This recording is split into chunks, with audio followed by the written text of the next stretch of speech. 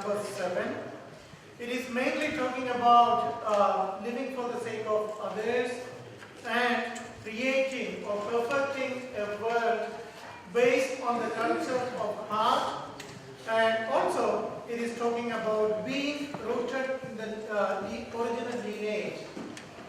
And this is the main concepts of family pledge number 7. And before that, I want to ask you, and last week we talked about family pledge number 6.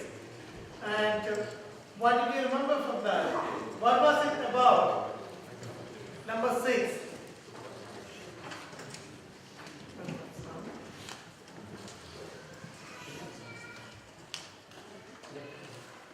Okay, what was family pledge number 6 was about? Anyone remember anything? Oh, okay, giving blessings to your community. And yes, that's a wonderful thing. That was my main thing. Being a blessing wherever you live and be a channel of God's love to your community, your family members, or wherever you go, be a channel of God's love. And that is what, in a nutshell, family pledge number 6 talking about. And also, I ask and encourage everyone to visit, do something, visiting old age homes or visiting your neighbors. Did anyone did that? Nobody? Oh, Mr. Takino did. Okay. We have some people planning a hospital visit, and Dr. Zeger did. I think, yeah. This is what we are. We are not just talking because we have to have Sunday service. We have to do something about that. And by doing such kind of things, being a person for your neighbor or visiting your neighbor and allow them to understand what is God's heart, what is God's love, we are really being a channel for God. We are really propagating the love of God to other people in our neighborhood or in our time, in our town, or even people within our church or within our community. And by saying that, I want to go to pledge number 7, which is today's topic. And here, pledge number 7 is actually one of the most difficult pledge for me, because it's one of the heavily loaded and maybe always talking about cliched words. Like if we say, living for the sake of others. Very easily, we always talk about that. Almost like a jargon, we just talking about that. Again, we talk about culture of heart. It's also talking about that. What does it really mean? Does that really living for the sake of others, what does it really mean? Is it meaning that we have to give up everything for other people? Or is it just other people are important, or people around us are important? And this, I believe this is everyone is important. When we treat others as important, same time others also treat us also as important, as well as we care for each other. And we are concerned about other people around us. When everyone do that, that becomes a foundation for creating a better world. Here when we say living for the sake of others, it means that we are aware of that this world, or in my community, in my church, in my family, wherever it is, I am not the only person. And there are other people there. And I have to understand that they also need to live. They also have a right to live in this world just as I have right. It is also allowing people to understand God's love.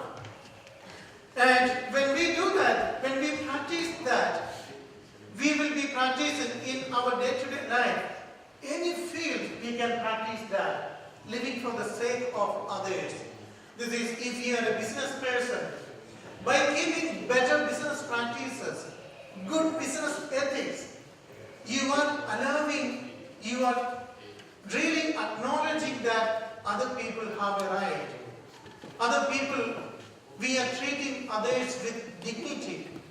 We are not putting others down. People are equal. And we all are manifestation of God. In that way, we are unique manifestation of God. In that way, we all are equal too.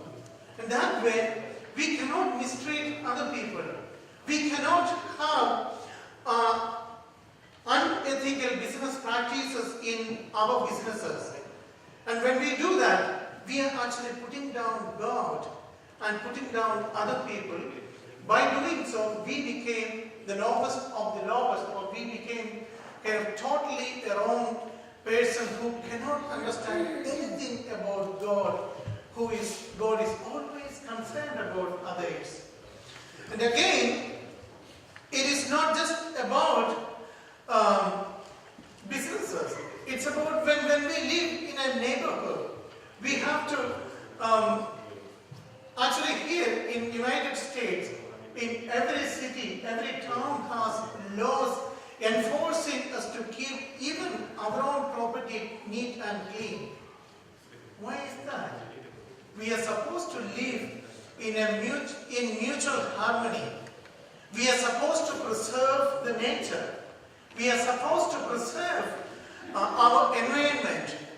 By doing that, we are actually truly taking care of other people. We are truly living for the sake of other people. When we keep our nature properly, and even in our home, when we save water, when we do not overspend money, when we do not overspend oil, everything, we are kind of thinking about other people. This may sound very, very funny. How we are becoming really living for the sake of other people when we are saving water?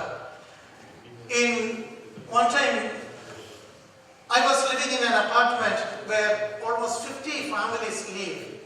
And every year, the water bill is going up and up.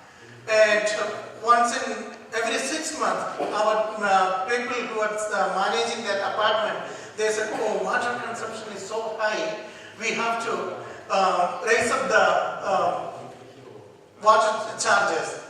The reason why it is actually our number of people living in that apartment was not increasing.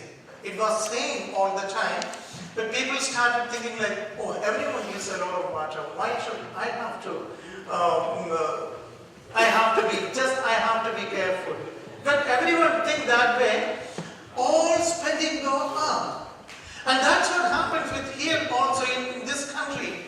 The taxes are going up and up. It is because we don't think about other people. We just think, okay, let me get all the benefit and let me gain everything.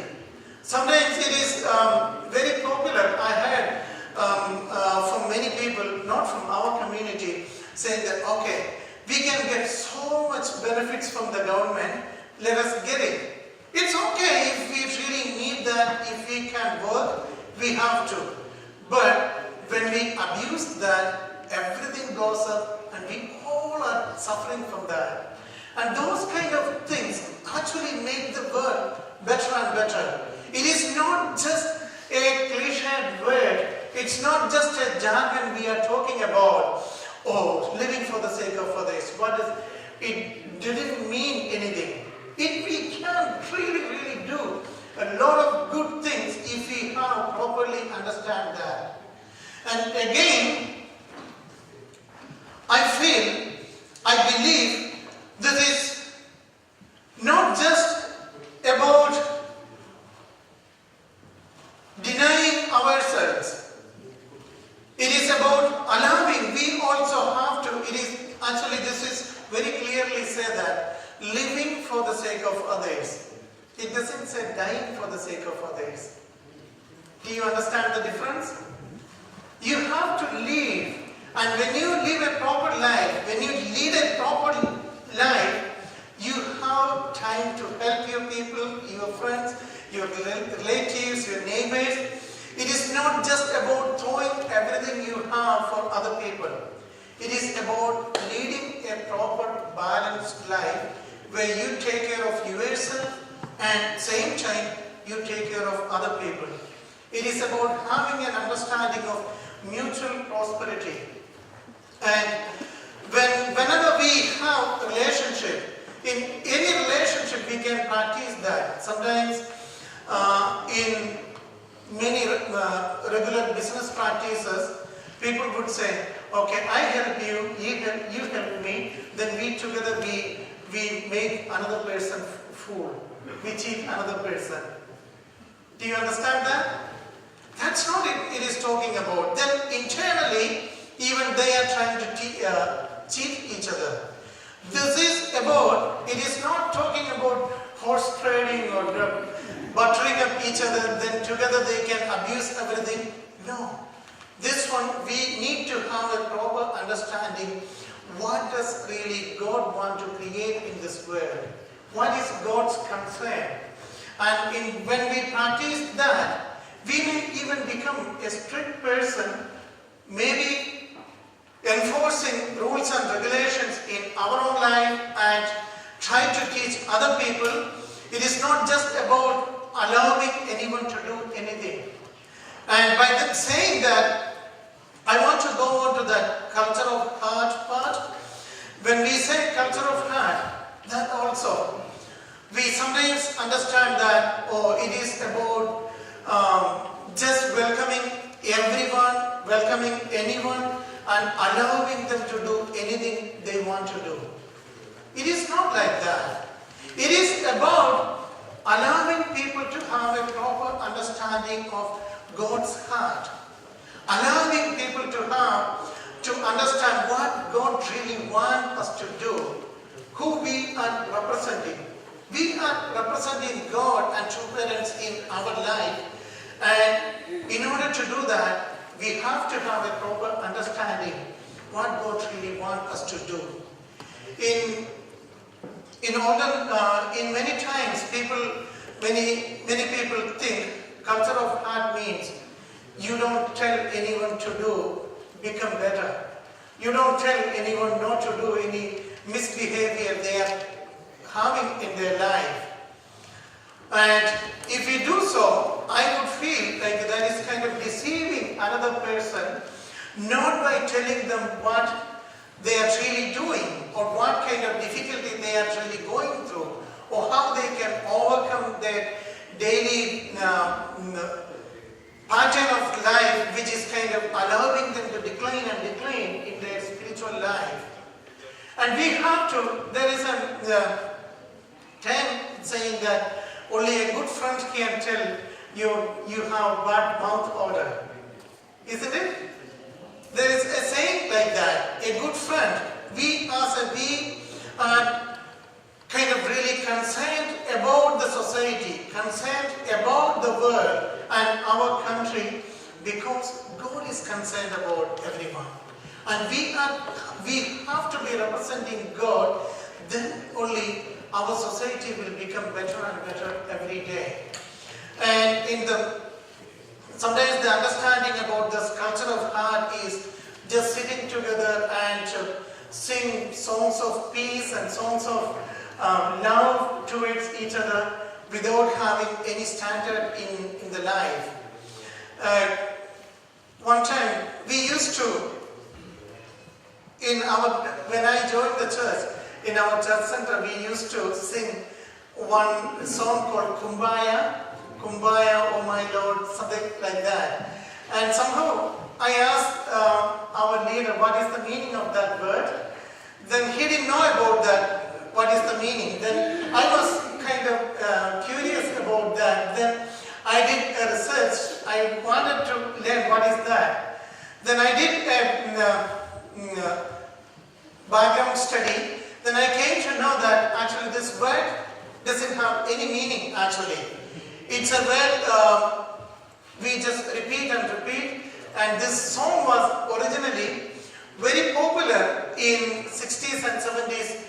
People just sit together and sing together, and they feel, oh, this is the world which has really peace. In reality, many of them from hippie communes and so many different people with so many diverse moral and ethical standards, they are not concerned about what other people are going through. Just come together and sing together. But of course, later it changed. Many good Christian musicians bringing up this song. But originally, it was about not really something really substantial. And I believe this culture of heart means it is not like that. It is having a God-centered culture in each and every one of our life. Each and every one of us really respect the dignity of another person. Really respect the dignity of our brother or our sister who is representing God.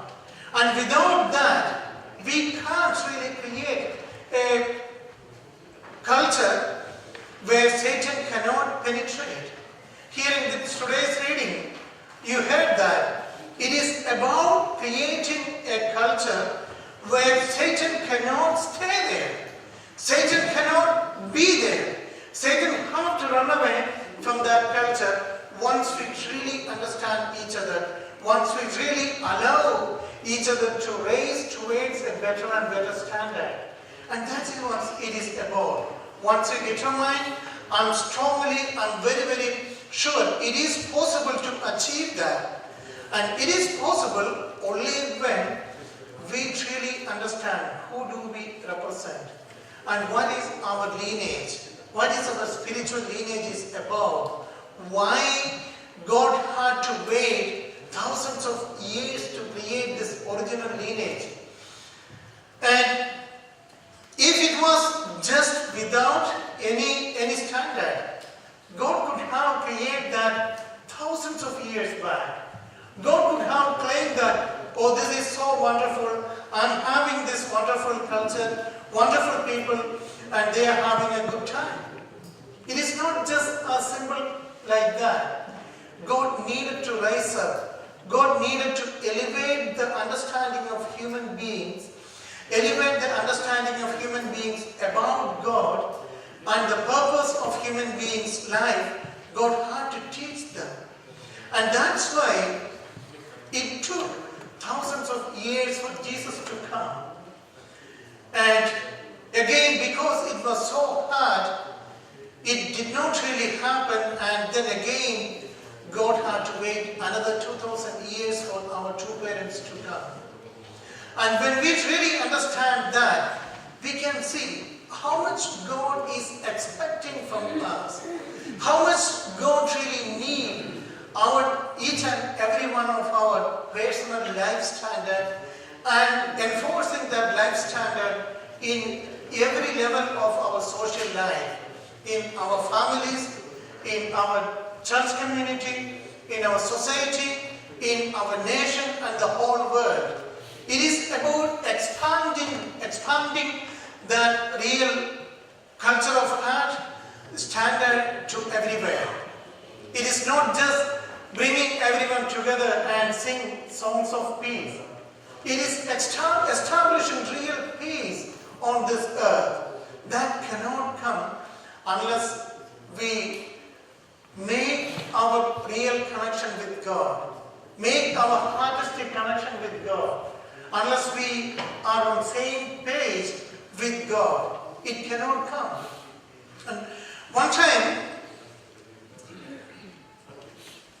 I remember I was in early 2000s, or not really early 2000, in 2006. I was pioneering in one state of India, my own hometown, home state. Before that, I was in New Delhi as the national leader of India. Then I moved to this Christian state. I thought I wanted to really focus on witnessing. Then I remember as I reached, it's a beautiful port city called Cochin. That time it was really was so thriving economy we had. It was still, that area is really good. And during that time, it was very, very popular that our people started making so many apartment buildings. Really high-rise buildings. Then so many people, very good business executives and even rich people from villages also would buy nice apartments there, and many retired people would buy apartments in the city and live there. Very, very easy. Life is very comfortable.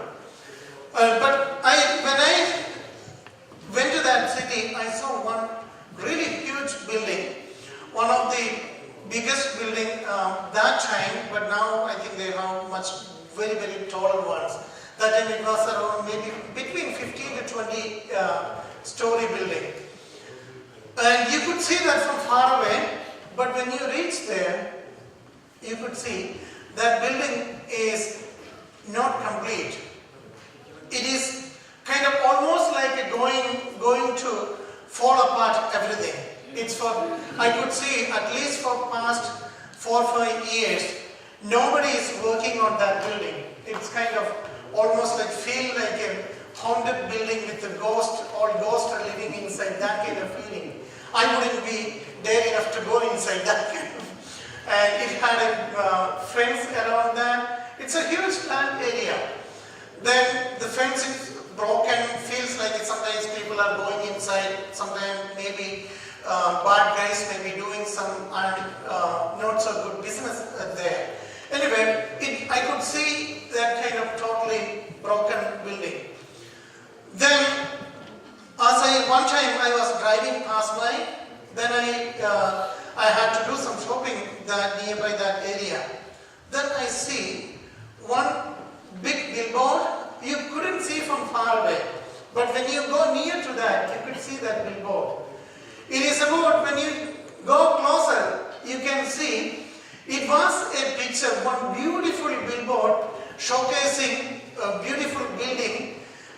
It is showing how this building could have been, if it could have completed. But so many of that pictures is billboard is broken. You couldn't really see that, and when you really pay your attention, you can see that there is kind of good swimming pool and a lot of good pavements and really made well paved surroundings, and so good. When you see that, oh, it was supposed to be this way. What happened to this? Then I asked somebody nearby, then they told me this apartment building was started by one new businessman, was a young person. He started a new business, and it was a beautiful project, and then somehow he had to stop that. Suddenly he stopped. The way these apartments being built in India was, they make this beautiful plan and then they advertise. Then when people see how beautiful the plan and how solid it is, people buy it. And then they pledge an initial amount. Then the company also invests some money into that. Then once they start, over the course of time, almost every 6 months, everyone who agreed to buy, they would pay another amount. So during that course, once they are building it together. But what happened with this apartment complex, after they started building, almost by the half of that, other big business people, other apartment people who are already in business, they said, they spread bad rumors about this new businessman. They said, oh, don't you know that? He's a new person, he doesn't know anything about real estate business. He's just making a show, and he's collecting money and he's going to run away. Don't believe him. Then so many people who initially agreed with that, initially kind of excited with that project, they declined. But this person who invested his all money until that project, until that time, he could not do anything. He was trapped. Everything is invested we don't believe you.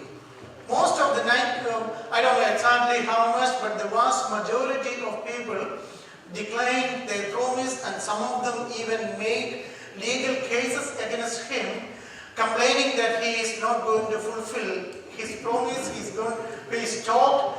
Of course, by that time he had to stop because he didn't have any more money. He has to, in order to work further, he has to get money from each individual who promised their support, who was going to buy that.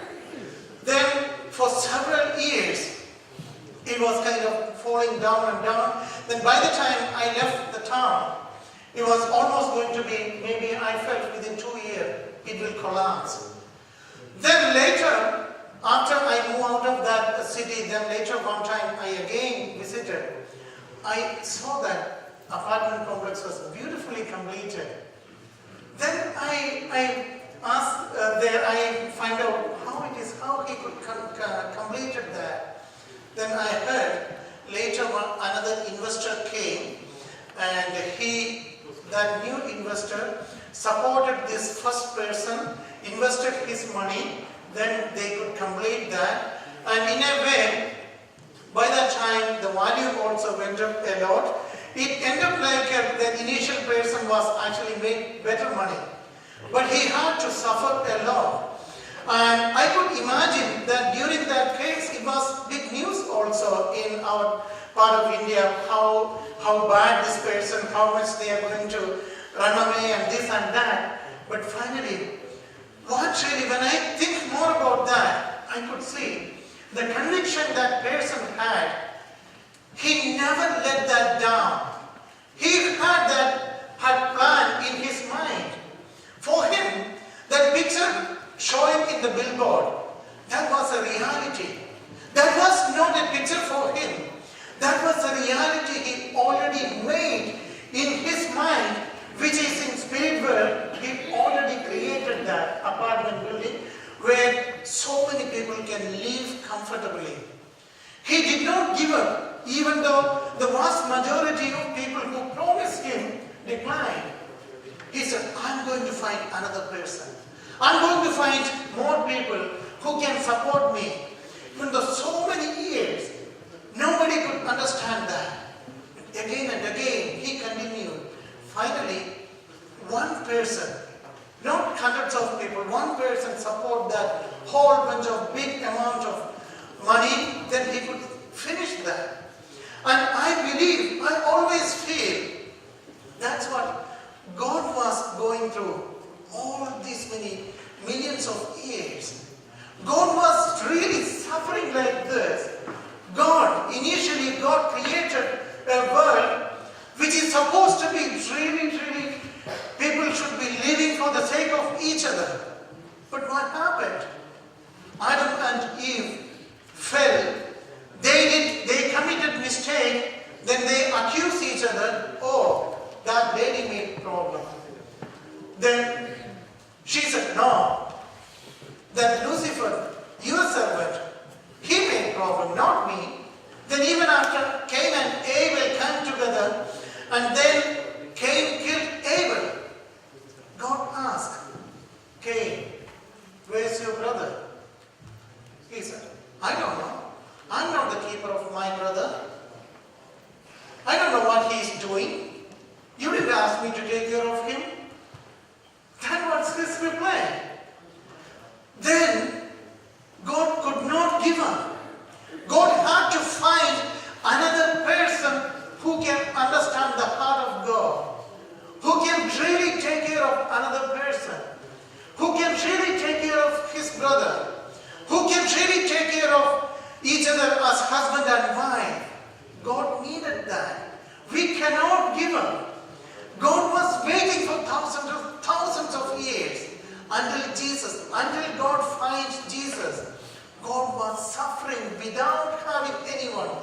Just like the developer, the property developer would go after so many people with the blueprint in his hand, showing that, my friend, look at this blueprint. I have this beautiful thing. I have this beautiful project. It is half done. Can you help me? Can you join with me? Maybe perhaps he even meet with people who declined in between. He went and asked him, my friend, can you keep your promise? Can you give me money so that I can continue this project? He may ask hundreds of people who declined. But he could not find. God is doing the same thing with us many times like that. God is telling us, didn't you see that blueprint I told you? I told Jesus and he gathered so many people. I conveyed that to true parents. I conveyed that to Reverend and Mrs. Moore. And you agreed with them. Do you think it is possible? Why do you think it is not possible? Many times we think it is so hard, it is not going to happen. Many times when we say living for the sake of others or creating a world with centered on love, we think it is not possible. It is possible when we really have that amazing, beautiful blueprint in our mind and we really believe in that, and when we go after each and every person. 100 people may reject you. Thousands of people may reject you. But that doesn't mean that that beautiful blueprint you have in your mind is not a reality. It is a reality. It's a spiritual reality. It can come into the physical reality once we continue that. We are almost like that building. It is half done. We cannot give up. If we give up, all the bricks are one by one, it will come down and come off. And after some time, it will be nothing. You can't even see anything. But in that half-done building, if you put another brick, or if you plaster the walls, when I see that building, I remember that wasn't plastered. It wasn't painted. That is very, very unnatural there. Without plastering, it cannot survive. And we need those kind of cosmetic things, just those things now. But we have to go many times, one by one. We have to meet with people. One by one, we have to reinforce each other, recommit, help each other to recommit ourselves.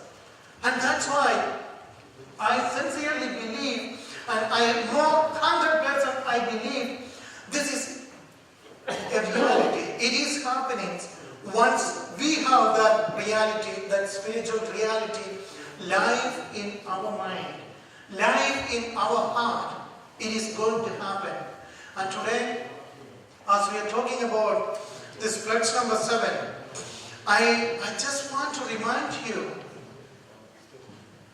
these are not just jargons we are talking about. This is happening. We are in midway. We are reaching closer and closer every day. And as you pledge every morning, confirm to you and really tell your heart, I am on the way. Tell God, tell true parents, I am with you, true parents. I am with you, God. This is happening in my life.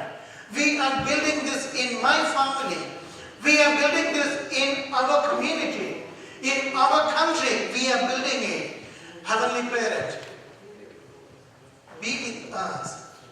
And Heavenly Parent, we are with you. And we are always with you. No matter what happens each and every day.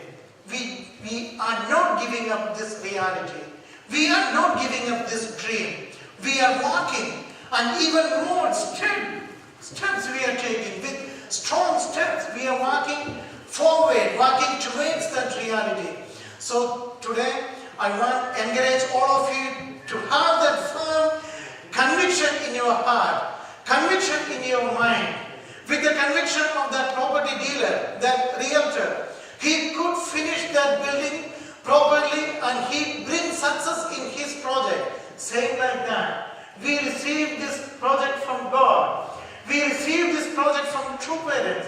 Let us go with that. Let us be convinced in that so that we can truly really finish that, so that we can really live in a world where each and every one of our unique divinity is nurtured and cared for each other, where each and every person will live for the sake of others.